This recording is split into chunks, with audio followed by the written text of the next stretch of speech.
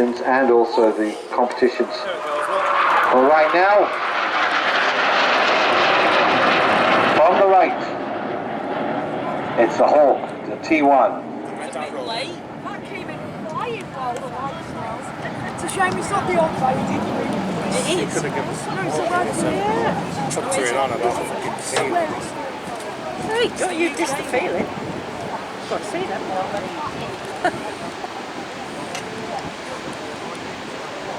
Look at it now.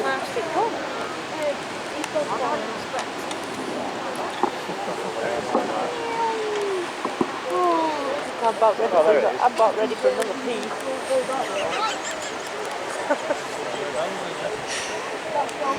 Watch John Hurl at the controls as he heads back in the Hawker Siddeley British Aerospace Hawk T1. Civil registration Golf Hotel Alpha Whiskey Charlie.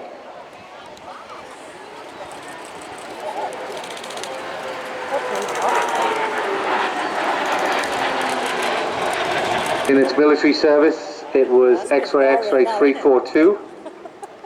It's operated by L39 Aviation, based out of Blackpool Airport.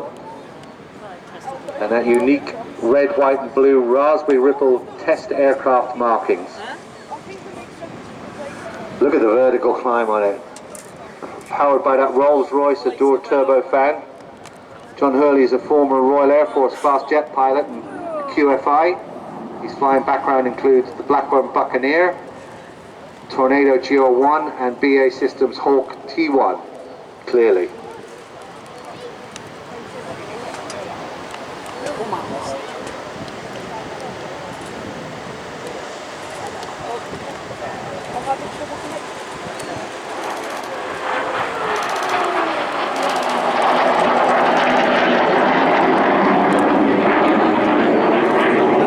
John flew operationally with RAF Tornado forces during the first Gulf War. He later worked at BA Systems Wharton as a Hawk instructor. He trained and refreshed pilots who required experience on the type before overseas deployment, on or after time away from fast jet flying. He has an extensive history of flying historical aircraft and has flown and displayed types including the Hawker Hunter, the Spitfire, the Harvard as we saw earlier on, and also a vast number from the Shuttleworth collection.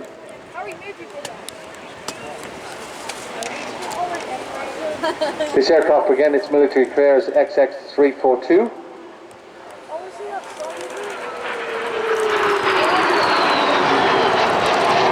Built in 1981 and became closely associated with the Empire Test Pilots School at Boscombe Down, where it was used for test pilot training, continuity flying and also flight test support work. XX-342 first flew in military service back in 2017. It then moved on to St. Athens, was registered as G-Hawk in 2020, and it's been restored to the condition we see it today by L39 Aviation. Its first flight was back in 2nd of December last year in 25, making its first flight under that civilian registration.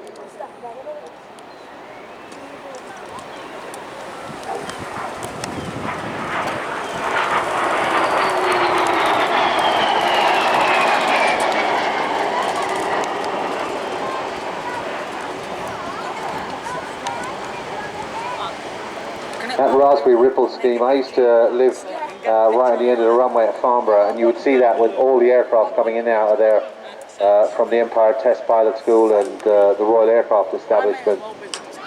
The very famous raspberry ripple. And quite fitting actually at Blackpool. Lots of raspberry ripples to be had here. The Hawk was developed in Britain as a replacement for the Gnat and the Hawker Hunter in advanced flight training. Prototype first flew back in 74 and the Hawker entered service in 1979 with the Royal Air Force. And it was designed to take pilots from basic flight training into that demanding world of frontline fast jets. It was a step before they were put in the Hunters and the Typhoons or the Tornadoes. The aircraft combined that forgiving handling with enough speed and maneuverability and system complexity to provide a realistic preparation for operational aircraft.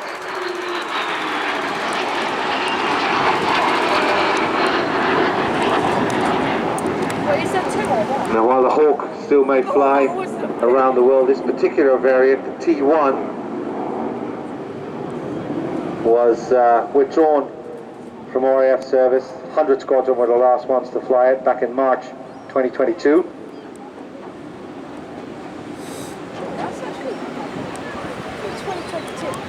Wasn't that when the Powered by that Rolls-Royce Adore twin-shaft turbofan. I mean, you look, it's more taking a picture of a bird thinking it's a plane. So we had the Typhoon in earlier. That can throw out about 45,000 pounds of thrust. This single Adore engine is up to 5,200 pounds. But you've got to remember the size, the weight of the aircraft is so much more less, so it's still good power to weight ratio.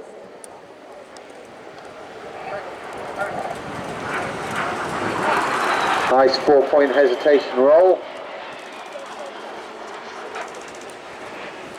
Maximum speed, it can go supersonic, Mach 1.2, and obviously full oxygen on board. It can climb up to 48,000 feet. Maximum range about 1,000 miles. And as aircraft of its type, it has a low-wing, fully aerobatic transonic jet trainer with a retractable tricycle arrangement.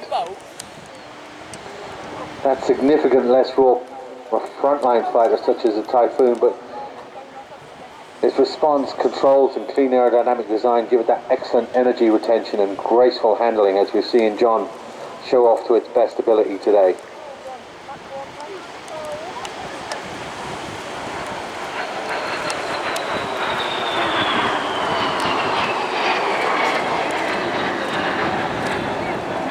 Slow roll.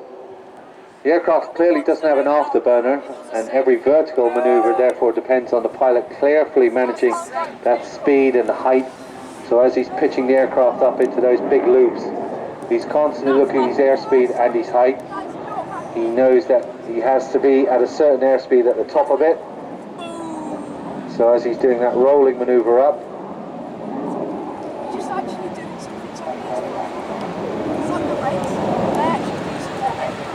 tandem cockpit gives the student, normally occupies the front cockpit with the instructor sitting behind him, and the rear seat is raised to give the instructor improved forward visibility over the student's head.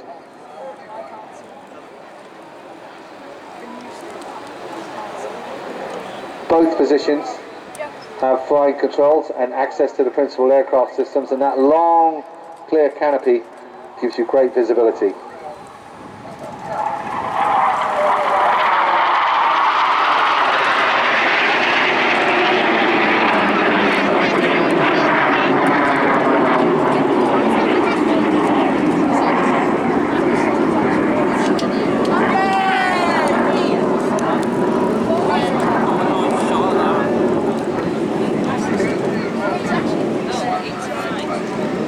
Well, a huge thanks to John.